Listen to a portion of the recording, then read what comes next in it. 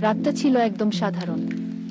Dining টেবিলে বাবা, মা আর ছেলে হৃদয় সবাই বসেছিল খেতে।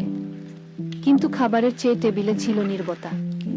কয়েকদিন ধরেই বাবার রাগ, মায়ের অভিমান আর ছেলের অস্বস্তি ঘিরে রেখেছিল পুরো বাড়িটাকে।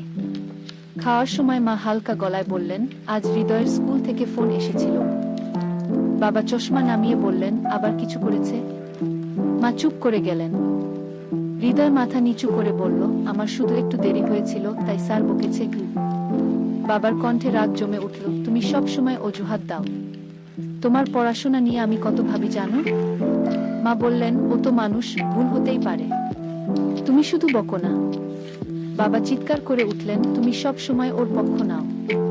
এই জন্যই ও শিখছে না কিছু। হঠাৎ একটা থালা হাত ফসকে মাটিতে পড়ে ভেঙে গেল। তিনজনই থেমে গেল।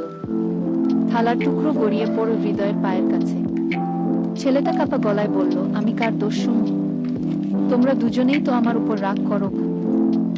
ঘরটা নিস্তব্ধ হয়ে গেল। বাবার চোখ নরম হলো, মায়ের মুখ কেঁপে উঠল। মা ধীরে ধীরে এসে হৃদয়কে জড়িয়ে ধরলেন। বাবা কিছু না বলে এসে পাশে বসে পড়লেন। বাবা বললেন, হৃদয়, আমরা শুধু চাই তুমি ভালো করো।